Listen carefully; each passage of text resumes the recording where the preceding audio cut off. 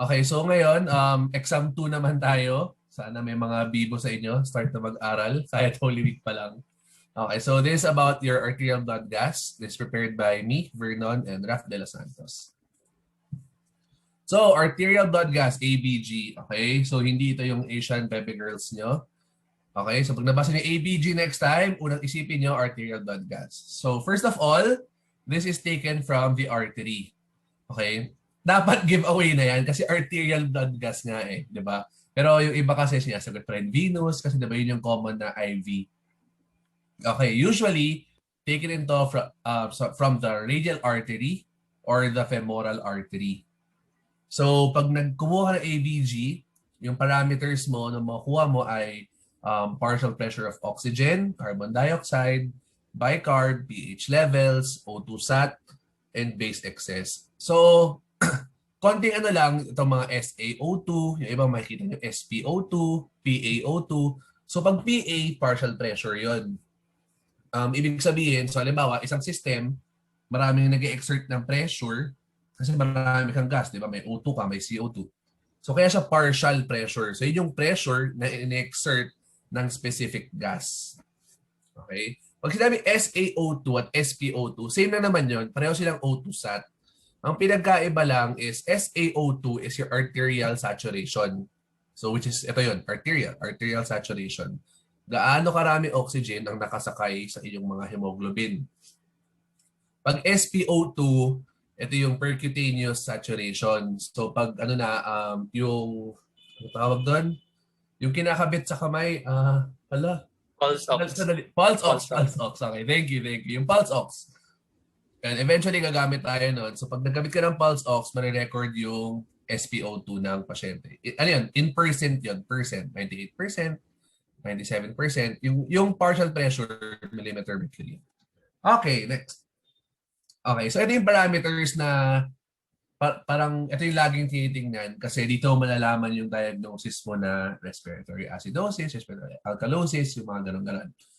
For this one, hindi mo na ako nag-focus sa mga specific value. I just want you to understand na what does it mean pag mababa or mataas than the normal range. Kasi yung values pa, dyan naman memorize yan eh. So actually this whole lecture focuses more on understanding and interpreting your ABG. So huwag yun i-substitute for the trans itself kasi may mga hindi kasama dito. Like yung Davenport diagram, mga Henderson-Hasselbalch equation, an ion gap, mga ganun, hindi ko sinama yun. So more on understanding talaga the concepts and interpreting your ABG. Okay, so focus tayo dito. Pag carbon dioxide, pag mataas, nagiging acidic. Okay, tandaan nyo, your carbon dioxide inside your body becomes your carbonic acid. So malamang ang carbonic acid ay acidic. Okay? Carbonic acid ay acidic. So pag napakarami mong carbon dioxide, nagiging acidic yung katawan mo. So how do you compensate for that? Pag hyperventilation, ano nangyayari? Bumibilis yung paghinga mo, di ba? Lumalalim at bumibilis ang paghinga mo. So pag ganun, tumataas ba or bumababa ang carbon dioxide sa katawan mo? Di ba? Malamang, you don't inhale carbon dioxide naman eh. You exhale carbon dioxide. So since bumibilis ang rate of breathing mo, mas maraming carbon dioxide ang na-exhale mo. So hyperventilation would actually cause a decrease, okay, in carbon dioxide. H plus ions. Anong importante sa H plus ions or hydrogen ions? It's important to understand that your hydrogen ions are inversely proportional to your pH. Okay? Kasi diba yung pH, ano ba formula ng pH mo? Negative log of hydrogen concentration. Diba? Ang point lang doon, mas mataas si hydrogen concentration, mas mababa si pH. So, high hydrogen, low pH is acidic. Diba? So, low pH, low hydrogen, high pH is alkalotic. Ngayon, bicarb. Pag narinig nyo bicarb, or pag narinig nyo, primary buffer system ng katawan. Kahit sabihin niya buffer, isipin nyo agad si bicarb. Okay? ito yung primary control system ng pH natin. Kaya kasi kahit sobrang late na change lang, kahit decimal point lang na change in pH, malaki na actually epekto nun sa katawan natin. So bicarb is your main buffer. It neutralizes your acid.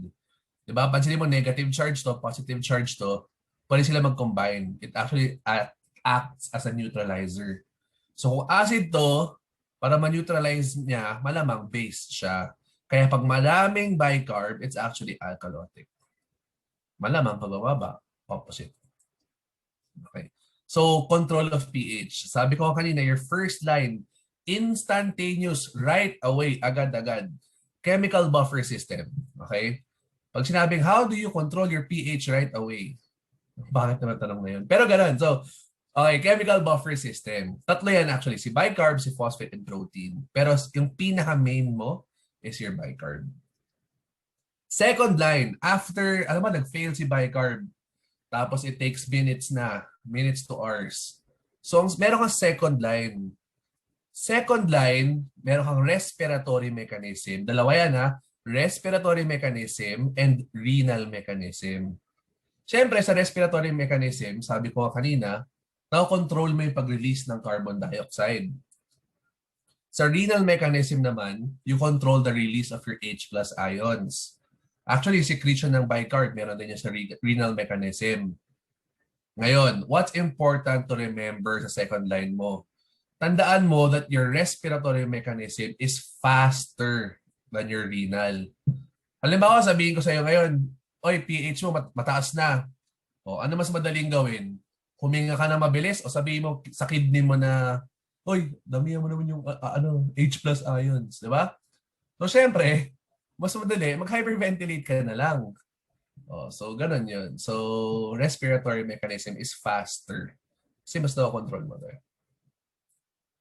Interpretation of results. Okay, so, gumawa ako actually ng parang 3 steps lang siya. So, there are various ways. Actually, Raf will present another way later. In essence, syempre, pareho lang naman sila. Ang importante is you reach a diagnosis and you understand what you're interpreting. Pero ayun, si Raf will present another way later and he will summarize this. Tapos we have practice questions later. Okay, so 3 questions na to. First question, ano ba yung pH value? Ngayon, pag less than 7.4, acidic yan. Pag greater than 7.4, alkalotic. So yan yung actually yung second word. Di ba, meron kang respiratory acidosis, respiratory alkalosis, metabolic acidosis, and metabolic alkalosis. Yun, dyan ang gagaling yun dahil sa pH blood mo. Blood pH. So ngayon, second question. Aling parameter ang pareho sa pH? Halimbawa, ang pH mo ay 7.1. So acidic yun. Hanapin mo ngayon, alin sa kanila ang acidic? Si CO2 ba or si HCO3?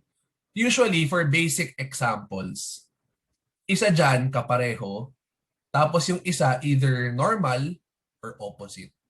Pero mamaya ipapakita niyo, siyempre, maraming siyempre, pwede naman na pareho silang acidic, lahat sila acidic. So, pero yung gano'n, mga complex na yun. Pero ipapresent din yun ni Raf later. Pero for now, sige, so hanapin nyo, alin yung kapareho ni pH? Pag ang kapareho niya ay si CO2, respiratory. So, halimbawa, pareho silang acidic, respiratory acidosis. Ngayon, pag si bicarb yung kapareho niya, metabolic acidosis. So, ganun lang yun. O ngayon, third question, paano yung last? So, halimbawa, acidosis, acidemia, acidic yung pH, blood pH, tapos yung carbon dioxide, acidic, mataas. Ngayon ang tanong, paano si bicarb? What about the last parameter? If normal si bicarb, ibig sabihin, uncompensated pa. Diba? Wala pa siyang pake, hindi niya pa try i-correct yung pH. Ngayon, if opposite siya, halimbawa, so acidic, so pag opposite, mag-try niya maging alkalotic, which means tataas si bicarb, di ba? Pag tataas si bicarb, ano siya, try niya i-correct yung acidic na pH mo. Try niya ibalik to normal. Ngayon, pag hindi pa siya nagsasucceed in returning to the normal range, which later you will see is 7.35 to 7.45, therefore, it's just partially compensated. Pero, pag nabalik niya na to 7.35 to 7.45, therefore, it is already fully compensated. Okay, so Raf will present another way and yung summary.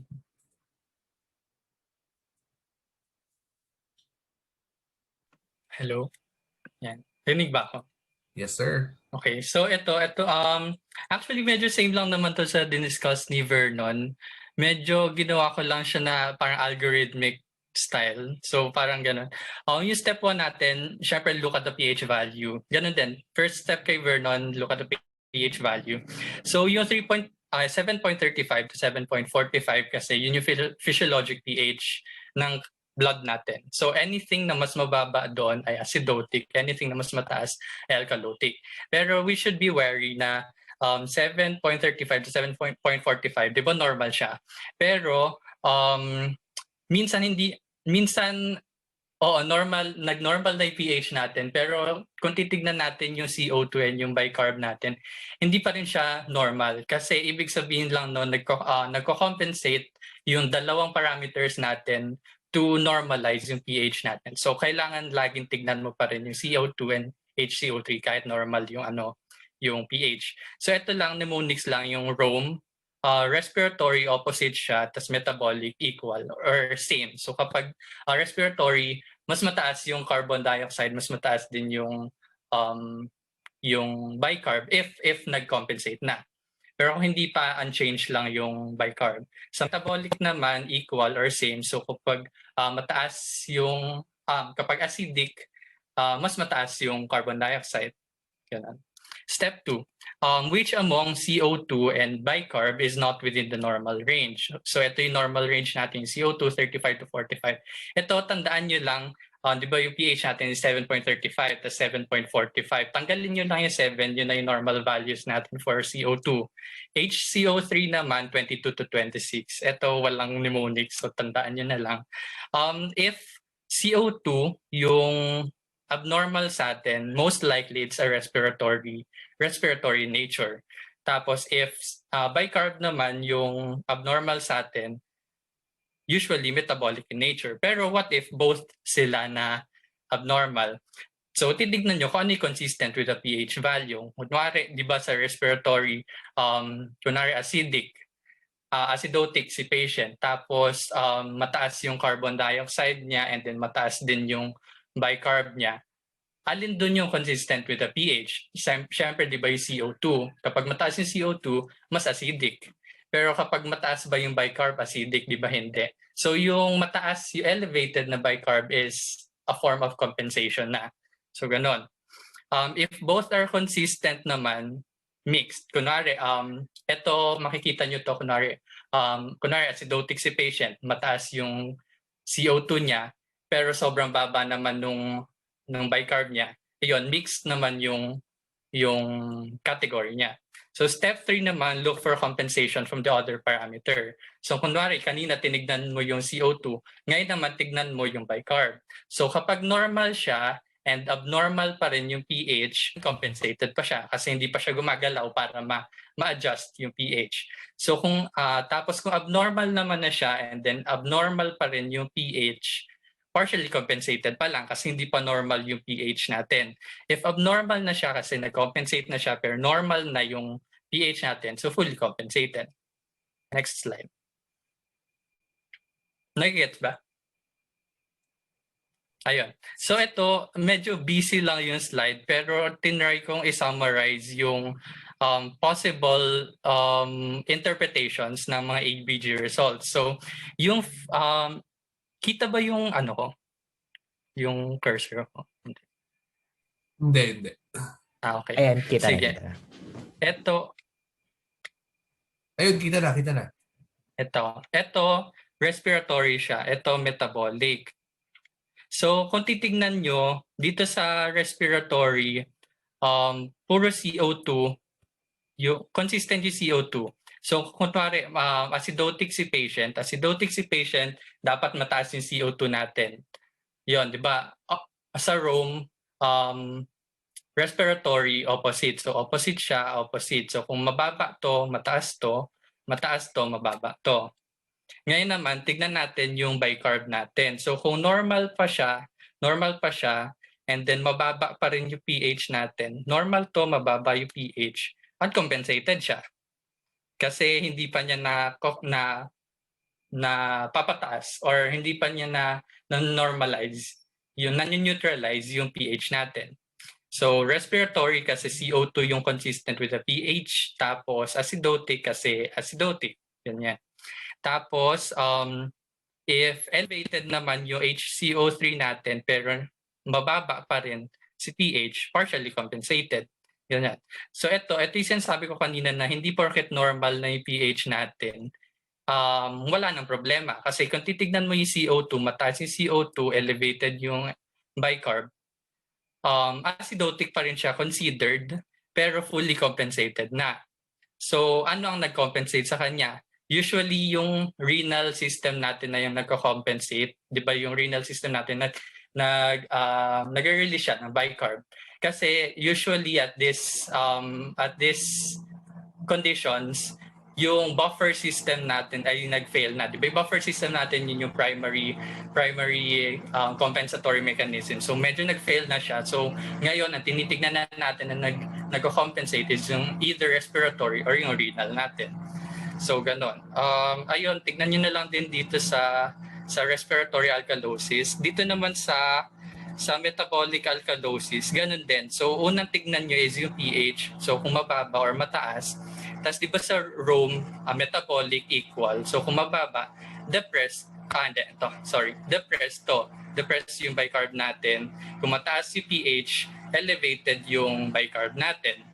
So ganun din, tignan nyo din if normal, yung other parameter. Ngayon naman in this case, yung CO2. So kung normal pa siya, di pa siya nagko-compensate, uncompensated.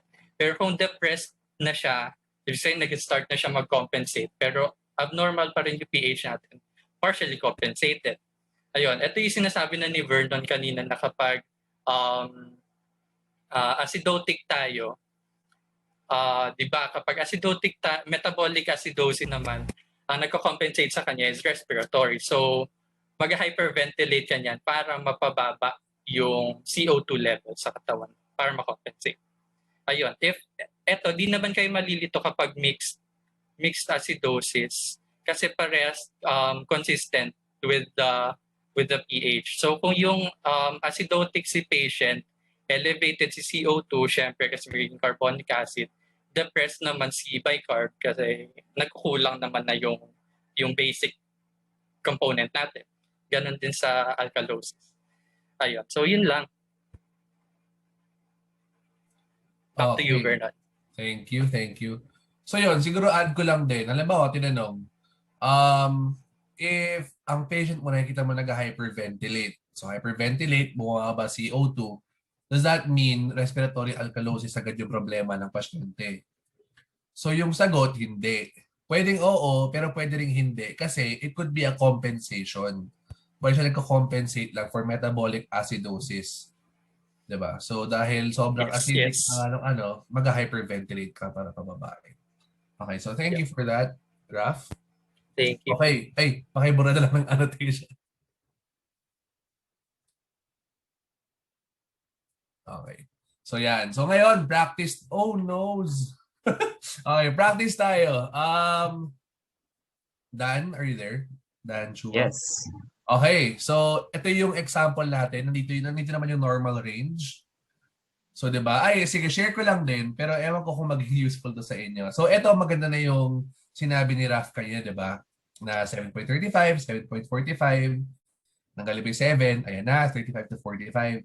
Ito, ginawa ko lang, ayun may 2. Ilang 2 meron, tatlo daw. O, 2, 2, 2. O, pag in-add mo yan lahat, ilan yan? Di 6. O, di ba? So, 2, Galing. 2, 2, 6. So, eventually, kakasulat mo yan. Ma-memorize mo rin kasi siya. Pero, yun, pag wala ka ng hope, yun na lang gawin mo. Sige. So, what is your pH value? Acidic ba siya or alkalotic? Dan. Acidic. Acidic. So, which parameter ang acidic din? Same sa pH. Ang carbon dioxide mo ano? Acidic siya. Acidic. Si bicarb, Normal. normal. Diba? So, ganyan siya. So, acidic, acidic, neutral. So, pH, acidic, ang kapareho niya raw ay si carbon dioxide. Therefore, ano siya? Respiratory or metabolic? Respi. Respi. So, respi, ano? Acidosis. Respi acidosis. Okay, what about the last parameter? Neutral siya. Hindi pa siya nagko-compensate. Therefore, your diagnosis Uncompensated. is... Yan. So, uncompensated respiratory acidosis. Nice, nice, nice. Okay, next. Yan la. Ano? No. Galit na galit siya. pH value mo, ano? Kaya mo yan. Acidic. Acidic. O, alin ang kapareho? Ang PaCO2 mo, ano? Carbon dioxide.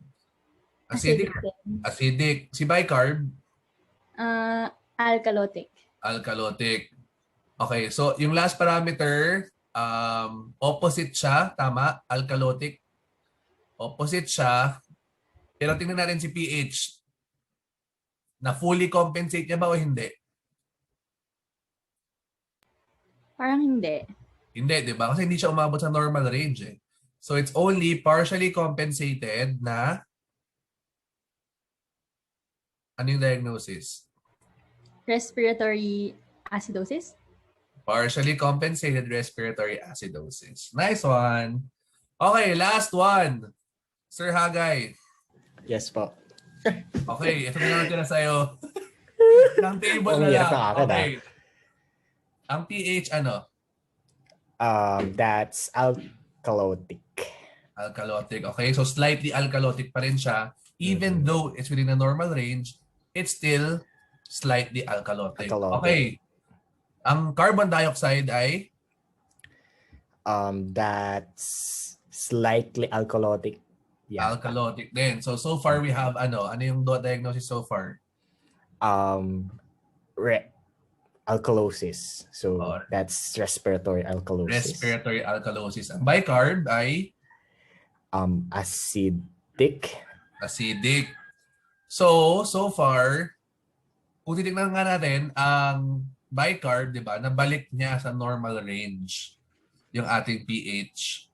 Kaya siya fully compensated respiratory alkalosis. Yun. Basic. Yay, good job. Thank you guys. So, yun lang. Yay. Yun lang for ABG. Thank you guys.